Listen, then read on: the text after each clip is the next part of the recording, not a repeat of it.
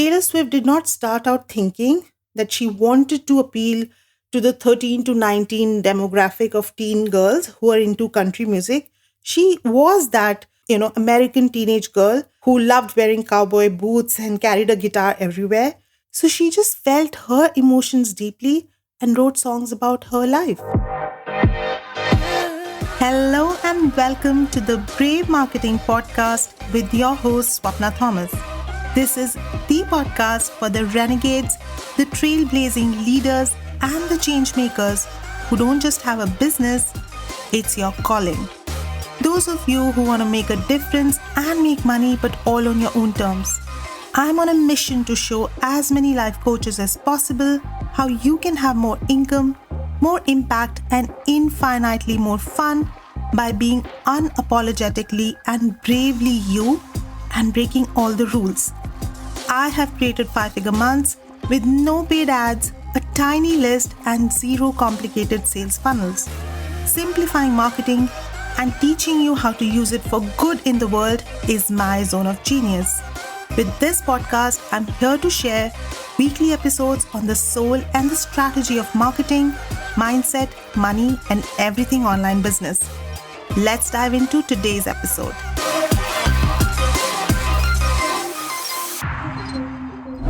Hello and welcome to episode 17 of the Brave Marketing Podcast. Today is going to be a fun episode because we are going to talk about one of my favorite musicians who is also a bona fide marketing genius. Yes, we are going to talk about Taylor Swift, and we're going to talk about the 5 marketing lessons you can learn from Taylor Swift and use in your business. Taylor is also called the music industry, and that's not an exaggeration. If you haven't heard already, Taylor Swift is the first artist ever to occupy the entire top 10 of the Hot 100 on the Billboard in a single week. No other artist has done that ever, let alone a female artist. So if you don't already can gauge from all of this, I'm a big Taylor Swift fan and I love her music. I love the connection that she creates with her audience. And I love everything that she does in her marketing, in her branding, and her positioning. So the marketer in me gets really excited to watch all of that stuff.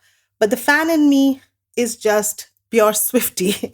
So let's go and let's talk about the 5 marketing lessons you can learn. The first lesson is to create a you niche.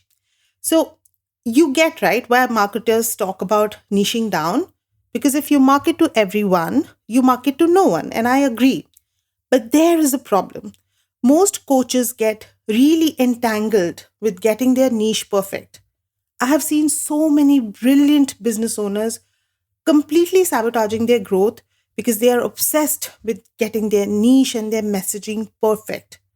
That perfect messaging or that perfect niche does not exist. And let me give you an example from Taylor Swift's brand and, this entire empire that she has created. Taylor Swift did not start out thinking that she wanted to appeal to the 13 to 19 demographic of teen girls who are into country music. She was that sweet, likable, American teenage girl who loved wearing cowboy boots and carried a guitar everywhere.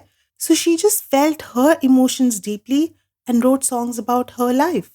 Then post the whole Kanye West episode. If you don't know about that, Google it. You'll find everything about that. And the incessant scrutiny of her capability as an artist led her to really claim her voice and speak her mind. So as she matured as a young woman, her songs, while still mostly about love, became more and more unapologetic and strong. And then over a period of time, from being completely apolitical to addressing patriarchy, LGBTQ issues, women's right to their bodies, and so many more social issues, Taylor just started speaking her mind in her music, in the videos that she was creating. Right? Today, her audience ranges from 8 to 80. She talks about love, she talks about heartbreak, she talks about magic, she talks about politics, social issues, and everything in between. And she sets the boundaries of how she uses social media, and yet she is intently connected to her audience and she includes their suggestions. And you will be hard pressed to find fans as loyal as Swifties. That is the power of creating a you niche. It evolves as you evolve. It makes room for the human in you.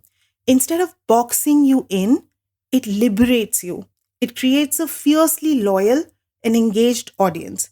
So if you want a fail proof niche, just become as you possibly can. Do what lights you up, talk about what you cannot shut up about, and be who you are truly meant to be. So that was lesson number one. Lesson number two is to focus on the craft more than anything else. Here is the thing: dog poop rolled in glitter is still gonna smell, right? So if you are not good or rather great at what you do, no amount of sparkly marketing is going to create a long term brand. And that is Taylor's USP. She has always put her songwriting, her craft, and her storytelling above everything else. This is why her songs feel equally relatable to a teenager or a 60-year-old. Every album is crafted with intention, with love, and she constantly pushes her own artistic boundaries. So, as a coach, your marketing can only amplify the incredible work you do with your clients. But if you start prioritizing marketing over delivering or creating value for your clients or creating connection with your clients, then it won't be sustainable. Referrals and clients who keep re signing with you is your biggest treasure. So focus on your craft over everything else. The third marketing lesson is to repurpose old content. So, if you are not a Swiftie like me, you might not know that Taylor is re recording six of her albums because her artistic rights were not respected. Again, you can Google the whole thing. But as she brings out the Taylor's version of the old albums, she still gives them the rock star treatment. So, while the lyrics and the tunes might be the same, she re records them with a new vibe, creates out of the world music videos for them, shares her personal history with the song and what it means to her. Basically, she makes her audience fall in love with the same album and the same songs all over again.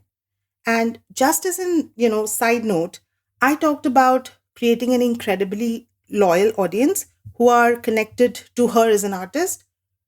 So true Swifties have stopped listening to the older versions of her albums and they only listen to and share the Taylor's version of the albums so she can get all the benefit, from her new music. That's the level of fandom that she has. Tell me which other artist enjoys this level of loyalty.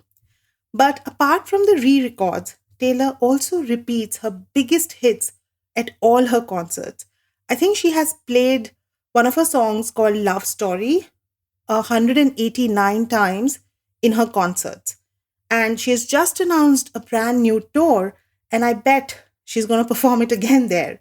Not because she's running out of music, but because she knows it's a fan favorite. People love to sing along with it, and it has eternal popularity.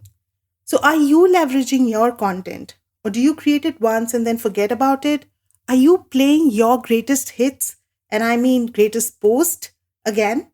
How many ways are you using your content and reusing your content? One of my favorite posts that I wrote was how to use one piece of content in 7 different ways and sell your offer with it. And I definitely repost all of my content at regular intervals. And I'll invite you to do the same if you're not doing that already. Okay, let's go to number four. Lesson number four is creating hype, intrigue, and teasing your audience. This is honestly Taylor's zone of genius. No other artist creates this level of intrigue around her album releases. Her fans love finding Easter eggs in her videos for future releases.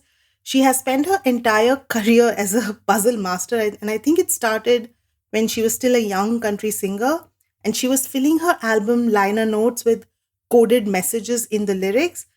But now it has gone to a level where Taylor cannot go on an interview or give a speech or release any music where her fans are not feverishly looking for clues and hidden messages. And the best part is, they always find them because she actually listens to them, right? So she puts all of those things for her because she knows that just gets her fans completely engaged. So Taylor hardly uses her social media accounts on account of her mental health, but she's a master at using her platforms to create unparalleled hype around her new albums. Even the way she just pulled out numbers from a bingo wheel to announce the song title from her new album got everyone talking about what could this title mean, who was it referencing.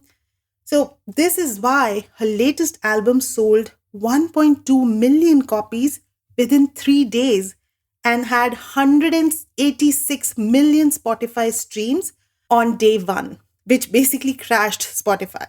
Now, while all of us might not be able to be this level of mastermind and create this kind of intrigue, but even if we did a little bit of tease, a hype sequence in our emails, and creating engagement in our audience and really getting them along in the journey, you will have warm audience who is curious, excited, and ready to buy.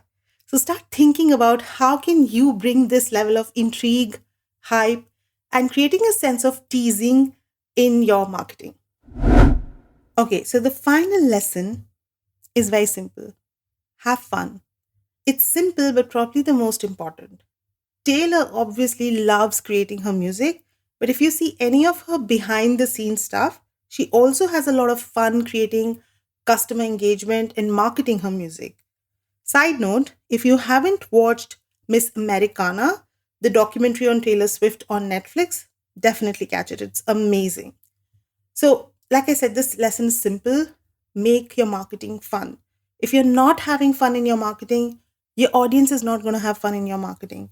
Anything that feels like a chore or it feels like something that you must do or you should do, take it out of your to-do list or just outsource it, right? When it comes to marketing, create that sense of playfulness, that sense of fun in your marketing, because when you start having fun with it, it completely reflects in your vibe, it completely reflects in your energy, and your audience catches that and your audience responds to that.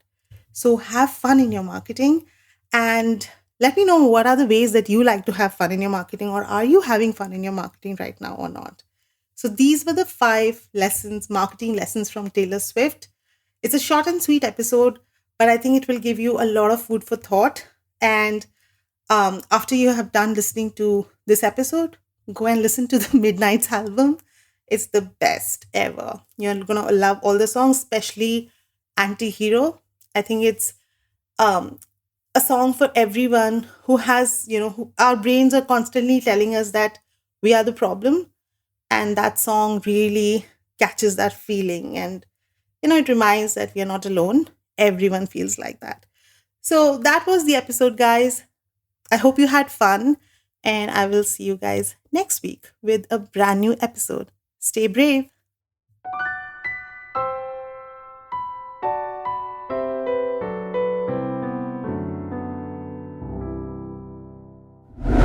That's the episode for today. Thank you so much for listening to this episode. I am thrilled to have you as part of the Brave marketing community. Because this podcast is still brand new, it would mean so much to me if you could leave a 5-star review, as that will make it easy for other brave hearts to find this podcast and grow our community of rule breakers. Until next time, have a brave week ahead.